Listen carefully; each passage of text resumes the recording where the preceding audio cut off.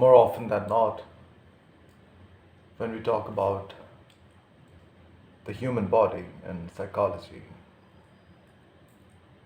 the popular narrative that you would run into is centered around how other people look at it, treat it, and it's often linked to the emotion of shame, the what is popularly and now ubiquitously known as body shaming, and there's a whole narrative about it. But I think the human body deserves, has enough merit, and it deserves enough space to talk, that deserves a separate topic, a separate talk of its own.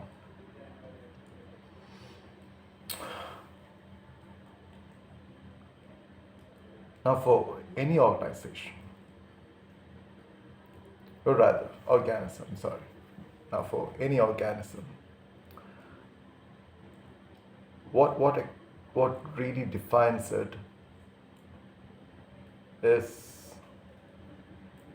the ability to express itself.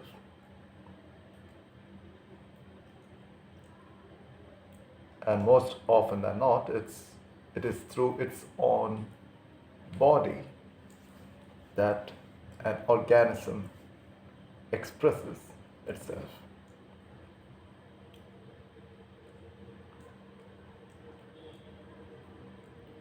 Perhaps you have done this. Perhaps you have taken a coin and flipped it, and the probability of it landing on either heads or tails is 50, right? It's 50%. And as the adage goes, two sides of the same coin, so is the mind and the body. They aren't separate, and you cannot have one without the other, obviously. And it is this interlink between the psyche and the soma that still remains, even in this age, that still remains a lot to be explored.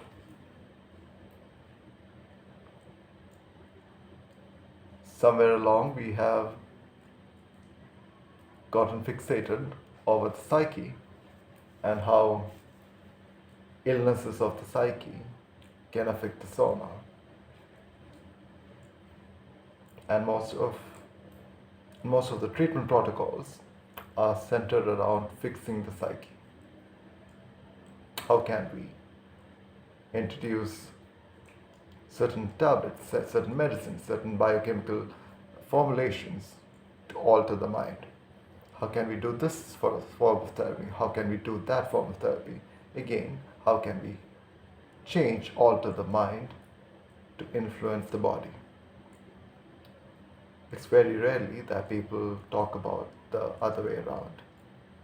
How can we influence the body to affect change in our mind?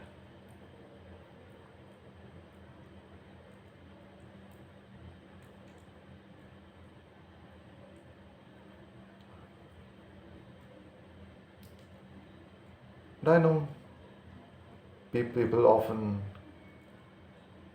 the narrative often gets lost because of how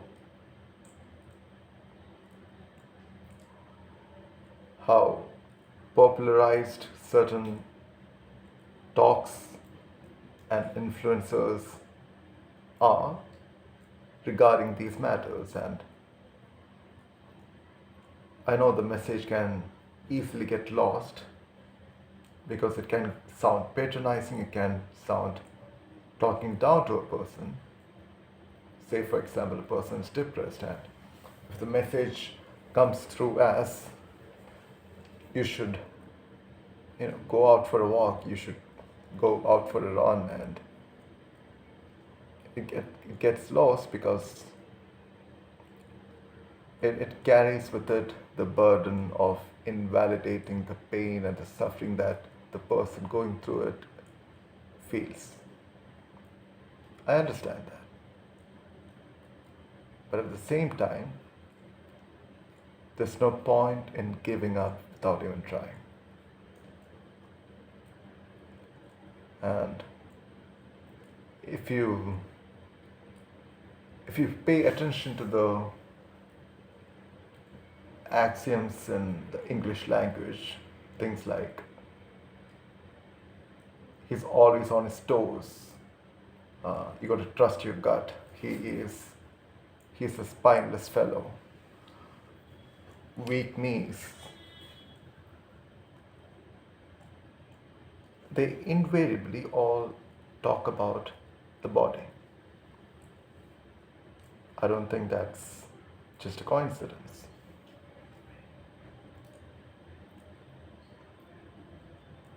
We got to build up our body. And the easiest way to do it is get moving.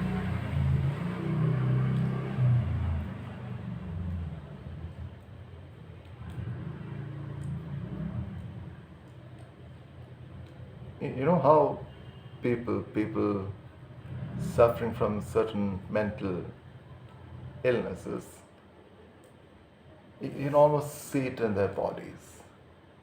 Either it is too rigid, or they are slouching, they are going into a shell, they're trying to make themselves as small as possible, because somewhere in their mind the brain sees a threat, and it is completely an animalistic form of self-defense, of making yourself small so that the big predator doesn't see you. And it is a contrast between the compulsive and the impulsive. How the compulsive often have a very rigid system and rigid body movements, because the inner workings are so tightly bound that there's rigidity to it, and there's very little room for flexibility. And on the other hand, and on the other spectrum, are the impulsive people who move around a lot, who cannot seem to control their body at all. And I guess you just got to find the middle ground, I guess. Just got to find the golden ratio between being spontaneous and being stable.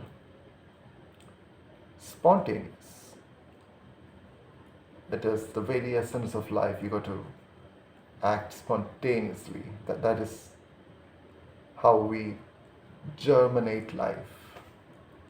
As long as cells exist in our body, as long as cells produce energy in our body, there is supposed to be movement within our body,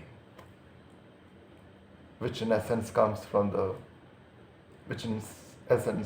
emanates the aggression and the sexuality that lies within all of us. And it is often the very same aggression and sexuality that we try and suppress, that we try and control. Sure, we can succeed in suppressing it, but never in eliminating it.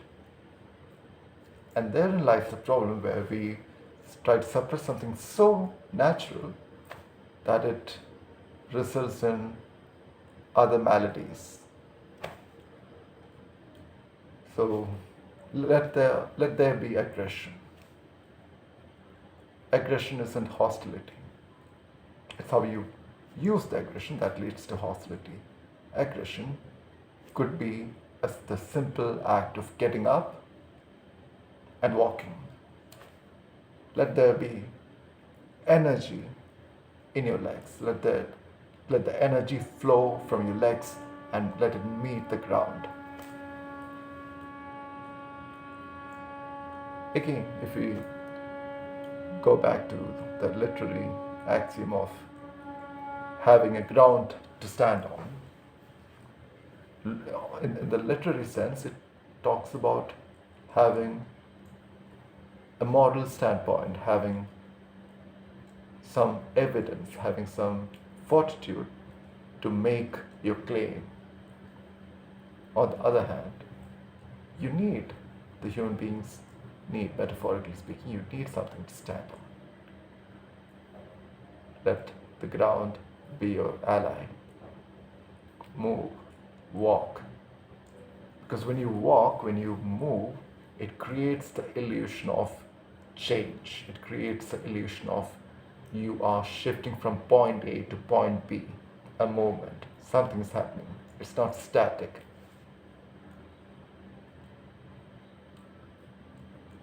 It isn't a magical pill, but it is a start.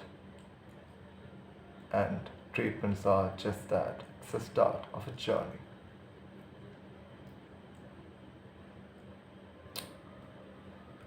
So, it is what we should aim towards and aim for.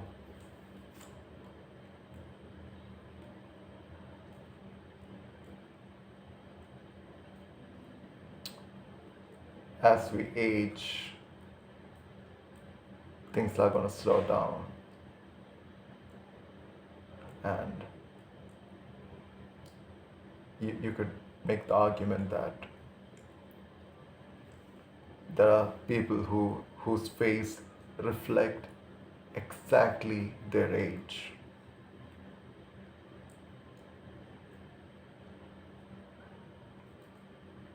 And then there are other people whose don't.